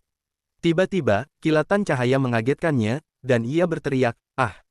Sambil menatap cahaya itu, Huang Giak berkata dengan gembira, arus takdir yang begitu kuat. Perahu itu, seperti rumah di atas roda, meluncur di atas air. Pendeta Tao itu berdiri di hadapan Tuan Muda Tiu dan berkata dengan hormat, "Tuan Muda, Anda dikenal karena menarik orang-orang berbakat. Jika Anda memiliki bantuan orang ini, mungkin dia bisa sangat membantu Anda. Apakah Anda ingin mengirim seseorang untuk mengejarnya?" Tuan Muda Tiu menjawab dengan sedih, "Lupakan saja. Seorang individu transenden seperti dia, tidak pantas untuk memaksakan kehendaknya." Saat itu, sebuah tangan tiba-tiba mencengkeram pagar. Huang Giak melompat ringan ke atas perahu, mendarat tepat di belakang Tuan Muda Tiu. Pendeta Tao itu segera bergerak untuk melindungi Tuan Muda Tiu, sambil berteriak, "Tuan Muda, hati-hati." Huang Giak berlutut dan berkata, "Dermawanku, kita bertemu lagi." Perahu itu terus meluncur cepat melintasi air yang tenang. Perahu itu penuh sesak. Suara Jiang Jue terdengar, "Tuan Muda, penampilan Anda cukup baik. Bagaimana kalau saya membaca peruntungan Anda?" "Bagaimana?" Jiang Jue menghampiri yang lain, dengan antusias menawarkan jasanya, "Saya bisa meramal masa depan Anda, hubungan Anda. Saya bahkan bisa memberitahu kapan babi betina Anda akan melahirkan. Tentunya Anda tidak ingin melewatkan kesempatan membaca ini, kan?" Wajah para penumpang memucat, dan mereka buru-buru menolak, "Tidak perlu, tidak perlu. Kami tidak bermaksud menyinggung Anda. Area di sekitarnya kosong, karena semua orang telah pindah." Jiang Jue berdiri sendirian, bergumam dengan marah, sekelompok orang bodoh." Tiba-tiba, sebuah suara memanggil, "Tuan Jiang, seandainya mereka bisa mendengar beberapa kata manis dari mulut Anda, mereka tidak akan menghindari Anda seperti ini." Pendeta Tao itu mendekat. Jiang Jue berkata dengan hormat, "Pendeta Tao." Pendeta Tao itu menjawab, "Tuan Jiang, Anda baru beberapa hari di sini, dan Anda sudah menyinggung hampir semua orang di sekitar Tuan Muda." Jiang Jue menggaruk kepalanya dengan malu, "Ramalan memang seperti ini. Saya hanya mengatakan yang sebenarnya." Pendeta Tao itu terkekeh, "Haha, hal tersulit untuk didengar di dunia ini adalah kebenaran. Jika, Tuan Jiang, Anda meramalkan hasil yang tidak menguntungkan, mungkin Anda bisa mengungkapkannya dengan lebih halus." Jiang Jue membalas, "Saya hanya menyampaikan kebenaran mistis, tidak sepatah kata pun yang salah atau biasa saja." "Pendeta Tao, tolong jangan mencoba membujuk saya." Namun dalam hati, ia berpikir, "Saya juga ingin seperti para penipu itu, mengucapkan kata-kata manis, membuat orang-orang bingung, tidak dapat membedakan yang baik dari yang buruk. Tetapi saya tidak dapat menahannya, saya harus mengatakan yang sebenarnya, atau saya akan dihukum." Pendeta Tao itu kemudian berkata, "Tuan Muda ingin bertemu Anda, Tuan Jiang. Anda harus pergi sekarang." Jiang Jue menjawab dengan terkejut, "Tuan Muda sudah kembali. Kalau begitu saya akan segera pergi." Jiang Jue merenung dalam hati, "Sudah setengah bulan sejak saya mengalami kesengsaraan 3 bencana kecil. Saya masih bisa berdiri di sini dengan tenang berkat berkah Tuan Muda ini. Meskipun saya belum menemukan tempat dengan Feng Shui yang baik, saya telah meminjam sedikit keberuntungan sebelum saya mampu mengatasi 3 bencana kecil. Sepertinya saya harus tetap di sisi Tuan Muda ini." Jiang Jue pergi ke tempat Tuan Muda Xiao duduk. Ia membuka mulut untuk bertanya, "Apakah upaya bantuan Anda sudah selesai, Tuan Muda?" Tuan Muda Xiao menjawab, "Baik, silakan duduk, Tuan Jiang. Saya pada dasarnya telah memahami Tuan Muda ini selama beberapa hari terakhir. Orang ini dikelilingi oleh aura keberuntungan, jelas bukan orang biasa. Ia adalah adik Kaisar Qin, bergelar Pangeran Qin, yang kedua setelah Kaisar sendiri. Ia dikenal karena kebaikan hatinya, bergaul dengan orang-orang luar biasa, dan memiliki banyak pengikut." Jiang Jue memperhatikan Tuan Muda Xiao dengan saksama, dan ia pun tersadar. Awalnya seorang pangeran yang santai di wilayah kekuasaannya, ia baru dipanggil oleh guru besar dalam beberapa tahun terakhir untuk menangani urusan negara dan mendukung situasi secara keseluruhan karena Kaisar Qin mengabaikan tugasnya. Dan perjalanan ke Sungai Bunga Giok ini juga untuk memadamkan banjir dan mendistribusikan bantuan pangan. Tuan Muda Xiao dengan riang bertanya kepada Jiang Jue, "Kudengar kau ahli meramal, membaca 3 ramalan sehari. Maukah kau membaca ramalanku hari ini?" Tuan Muda Xiao berpikir dalam hati, pria ini luar biasa, seorang ahli sejati. Jika dia bisa membaca ramalanku, mungkin dia bisa menyelesaikan masalahku. Jiang Jue bertanya-tanya, terkejut, "Ramalan?" Melihat Tuan Muda Xiao, sesosok burung besar tiba-tiba muncul dari belakangnya, memancarkan cahaya terang. Melihat ini, Jiang Jue terus berpikir. Keberuntungan orang biasa kebanyakan hanyalah gumpalan asap tak berbentuk, yang warnanya menunjukkan keberuntungan baik atau buruk. Namun, keberuntungan Tuan Muda Xiao adalah seekor elang emas, hanya saja elang ini tidak berkaki. Jiang Jue merenung dengan serius. Keberuntungan ini berwujud yin dan lembut, jelas merupakan tanda seorang wanita. Tuan Muda Xiao ini adalah seorang wanita. Tetapi bisakah seorang wanita juga menjadi seorang pangeran? Jiang Jue menatap Tuan Muda Xiao, berpikir dalam hati, rahasia di dalam istana sepanjang dinasti sungguh banyak. Di saat yang sama, Tuan Muda Xiao merasa bingung dengan sikap Jiang Jue.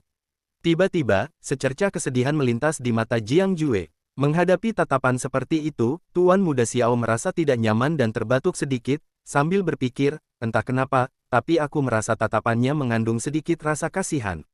Kemudian, Jiang Jue menangkupkan tangannya dengan hormat dan berkata, saya masih ingin tetap berada di sisi Tuan Muda untuk mencari nafkah dan tidak ingin meramal. Namun, jika Tuan Muda bersikeras untuk membacakannya, saya bisa membacakan heksagram untuk Anda. Tuan Muda Xiao tiba-tiba tenggelam dalam pikirannya. Beberapa hari terakhir ini, banyak bawahan datang mengeluh kepada saya, mengatakan bahwa Tuan Jiang ini, ketika meramal, tidak pernah mengucapkan sepatah kata pun yang baik.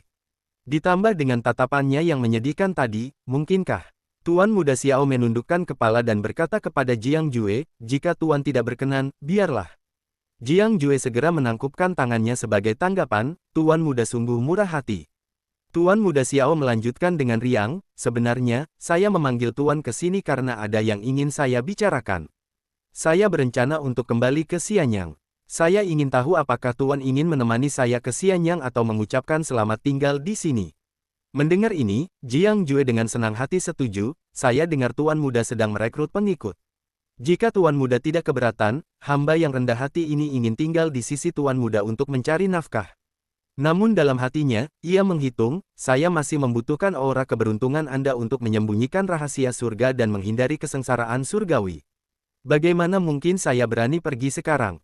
Tuan Muda Xiao pun menjawab dengan riang, tentu saja, saya tidak keberatan. Praktis ini satu-satunya kabar baik yang saya terima beberapa hari terakhir. Jiang Jue berkata dengan ekspresi gembira, saya sudah lama ingin bertanya, sejak saya tiba, saya melihat raut wajah Tuan Muda yang gelisah. Apakah ada yang mengganggu Anda?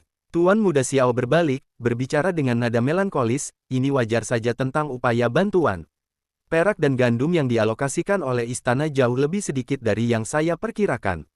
Saya mengerti bahwa mengangkut persediaan ini ke sini membutuhkan perbekalan untuk manusia dan kuda, dan pasti akan ada kerugian. Tapi perak seharusnya tidak terkuras sedemikian rupa. Berbalik, Tuan Muda Xiao melanjutkan dengan serius, pengadilan mengalokasikan 100.000 tael perak, tetapi hanya 34.000 tael yang sampai ke tangan saya. Kemana sisanya pergi? Kali ini, ketika saya kembali ke Xianyang, saya harus menanyai pengadilan. Jiang Jue mengelus dagunya sambil berpikir, negara Qin benar-benar punya masalah. Tampaknya bahkan lebih serius dari yang kubayangkan. Penguasanya kacau dan berlebihan dalam memungut pajak, dan aku khawatir para pejabat istana juga tidak bersih. Upaya bantuan ini saja sudah menunjukkan parahnya korupsi. Sungguh, ketika mereka yang di atas tidak jujur, mereka yang di bawah akan kacau. Mengenang kejadian sebelumnya dengan Ao Bei Xiang, Jiang Jue juga berpikir. Ngomong-ngomong soal banjir di Sungai Bunga Giok ini, itu juga ada hubungannya denganku. Jika aku tidak berbuat apa-apa, penderitaan rakyat pasti sebagian akan dibebankan padaku. Jika jasaku rusak, itu akan menjadi bencana, karena aku masih mengandalkan akumulasi jasa untuk mengatasi kesengsaraanku. Jiang Jue bertanya kepada Tuan Muda Xiao, apakah Tuan Muda tahu penyebab banjir ini? Xiao bertanya dengan heran, apakah Tuan tahu? Jiang Jue menjawab, Tuan Muda, silakan duduk dan dengarkan ceritaku. Jiang Jue mulai bercerita, di Sungai Bunga Giok, hiduplah seekor kura-kura tua bernama Ao Bei Xiang. Kisah itu berlanjut. Setelah mendengarkan, Tuan Muda Xiao berkata dengan marah, iblis tua ini benar-benar penuh kebencian. Pantas saja ada orang-orang yang menghilang tanpa alasan di sepanjang tepi Sungai Qin dalam beberapa tahun terakhir. Ternyata iblis-iblis itu berada di balik semua ini. Tuan Muda Xiao masih geram dengan cerita Jiang Jue, iblis macam ini, masih saja delusi sampai menginginkan titah kaisar untuk berubah menjadi naga. Jiang Jue dengan tenang menyesap airnya, berpikir dalam hati, kenapa dia menghindari menyebut-nyebut selir iblis kerajaan Qin? Pada saat ini, Tuan Muda Xiao menjadi tenang dan bertanya, Tuan, bagaimana Anda tahu tentang ini? Jiang Jue menjawab, kura-kura tua itu pernah membawaku menyeberangi sungai, jadi aku kebetulan mengetahuinya. Tatapan Tuan Muda Xiao perlahan-lahan semakin dalam, dan berkata, jadi begitu. Sungguh kebetulan yang tak terduga. Pada saat yang sama, ia berpikir dalam hati, benarkah ini kebetulan? Ao Bei Siang itu iblis berusia 1000 tahun, bagaimana mungkin ia begitu saja mengungkapkan begitu banyak kejahatannya kepada orang lain? Pertama kali aku bertemu Jiang Jue, aku memancingnya keluar dari sungai bunga giok. Tunggu, dia baru saja mengatakan bahwa kura-kura tua itu tiba-tiba bertanya tentang melampaui kesengsaraan dan berubah menjadi naga. Tetapi dia juga dengan tegas mengatakan bahwa Ao Bei Siang pasti akan mati. Sepertinya kura-kura tua itu mati karena kesengsaraan surgawi. Ini pasti ada hubungannya dengan Tuan Jiang. Tuan Muda Xiao menghela napas hormat. Benar-benar pria yang berbakat. Jiang Jue menjawab dengan gembira, yang Tuan Muda khawatirkan pasti masalah dana. Saya akan menganggap ini sebagai cara untuk menawarkan jasa saya. Saya akan membantu Anda. Tuan Muda Xiao buru-buru melambaikan tangannya sebagai tanda penolakan. Bagaimana mungkin aku membiarkan Tuan menghabiskan begitu banyak? Jiang Jue juga melambaikan tangannya, memberi isyarat kepada Tuan Muda Xiao untuk tidak bersikap sopan. Haha, aku tidak punya apa-apa yang berharga. Jika Tuan Muda ingin aku menghasilkan perak dan biji-bijian, aku tidak berdaya. Tuan Muda Xiao melanjutkan, lalu apa maksud Tuan? Jiang Jue mendekat dan berbisik, selama bertahun-tahun, kura-kura tua itu, untuk memperbaiki kuil Dewa Yin, telah menangkap banyak orang dari kerajaan Wei dan Qin. Ia membesarkan binatang iblis di Gunung Tianan. Selain mempersembahkan dupa dan menyembahnya, mereka juga dipaksa bekerja keras dan menanam padi, rempah-rempah, dan makanan. Sumber daya yang terkumpul selama bertahun-tahun cukup untuk meringankan kekhawatiran Tuan Muda. Jiang Jue dapat membayangkan seluruh harta karun itu. Ia menambahkan, kura-kura tua itu mati karena hukuman surgawi. Gua bawah air itu tidak lagi bertuan. Harta karun yang terkumpul selama ribuan tahun di dalam gua, jika ditukar dengan perak dan digunakan untuk membeli padi dari para bangsawan di sepanjang sungai, akan cukup untuk upaya bantuan Tuan Muda. Tuan Muda Xiao berkata dengan gembira, metode ini luar biasa. Kebaikan dan kebajikan Tuan akan diwariskan selama ribuan tahun. Jiang Jue menangkupkan tangannya dan berkata sambil tersenyum, aku ingin tahu apakah menggunakan metode ini untuk menawarkan jasaku akan disetujui Tuan Muda. Ia berpikir dalam hati, perbekalan dan harta karun itu semua kulihat ketika aku meramal nasib Ao Bei Siang. Aku tidak menyangka itu akan berguna di saat genting seperti ini. Tuan Muda Xiao meletakkan tangannya di bahu Jiang Jue dan menjawab dengan antusias, atas nama rakyat kerajaan Qin, aku berterima kasih, Tuan. Ini akan menyelamatkan rakyat. Perahu segera melaju kencang setelah mendengar perintah Tuan Muda Xiao. Masalah ini tidak bisa ditunda. Kita harus segera berangkat. Adegan beralih ke tempat Tu San Lem berdiri. Huanu, mengikuti di belakang, berkata, Tuan, di bawah ini danau matahari bulan. Ia lalu berseru dengan suara lantang, saya di sini. Raja Naga Tua, keluarlah dan temui aku. Dari bawah air, seekor naga emas yang agung meraung dan terbang tinggi. Tiba-tiba, naga itu berubah wujud menjadi manusia, dengan 2 tanduk di dahinya. Ia muncul dan berkata, jadi, itu Raja Iblis Surgawi. Naga tua Ao Xuan memberi salam kepada Raja Iblis Surgawi. Bolehkah aku bertanya apa yang membawa Raja Iblis Surgawi ke Danau Matahari Bulanku? Huanu mengangkat potret Jiang Jue dan bertanya, Raja Naga Tua, pernahkah kau bertemu orang ini? Ao Xuan tak dapat menahan diri untuk berpikir, bukankah anak ini Jiang Jue? Sambil mengelus jenggotnya, Ao Xuan menjawab pertanyaan Tu San Lem. Nama orang ini Jiang Jue. Dia pernah meminjam buku dari paviliun kitab suci surgawi saya selama setengah tahun. Kami mengobrol beberapa kali. Kami bisa dianggap teman meskipun perbedaan usianya. Aku ingin tahu pelanggaran apa yang telah dilakukan temanku ini terhadap Raja Iblis Surgawi. Tu San Lem menjawab dengan acuh tak acuh, bagaimana jika dia sudah? Bagaimana jika dia belum? Ao Xuan menggenggam tangannya dan bertanya dengan riang, bisakah Raja Iblis Surgawi memberi sedikit muka pada lelaki tua ini? Tu San Lem menjawab dengan dingin, bagaimana kalau aku menolak? Ao Xuan berkata dengan serius, jika Raja Iblis Surgawi bersikeras, maka itu sudah takdirnya. Namun, jika Raja Iblis Surgawi ingin menghadapinya, aku khawatir itu tidak akan mudah. Mata Tu San Lem menajam. Nada suaranya menyiratkan ketidaksenangan. Apakah kau mengancamku? Ao Xuan berbalik dan berkata, bukan aku yang melindunginya. Tapi temanku ini luar biasa. Jika Raja Iblis Surgawi ingin menyentuhnya, aku khawatir akan ada konsekuensi karma. Ia menoleh dan melirik ke belakang, melanjutkan, dia adalah tren yang hebat. Ketika tren besar tiba, dunia pasti akan berubah. Tusan Lem berpikir dalam hati, kata-kata yang begitu tajam. Selama bertahun-tahun, Raja Naga Tua ini telah tenggelam dalam kitab perubahan. Ucapannya menjadi semakin samar. Ia menanggapi Aosuan dengan acuh tak acuh. Bagus, hanya orang luar biasa yang pantas menjadi suamiku. Aosuan bertanya, tercengang, Ekspresinya tetap bingung, tak bisa berkata-kata mendengar kata-kata Tusan Lem. Tusan Lem tampak tidak peduli dengan reaksi Aosuan. Ia terus bertanya, karena kau begitu akrab dengan peramal manusia ini, apa kau tahu latar belakangnya?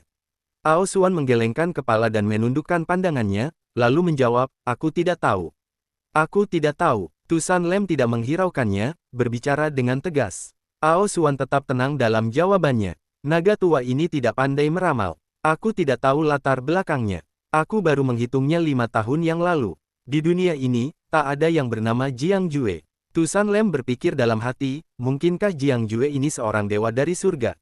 Aosuan, yang tampaknya menyadari keraguan Tusan Lem, berkata, mampu melampaui 3 alam, bukan 5 elemen. Orang ini sungguh luar biasa.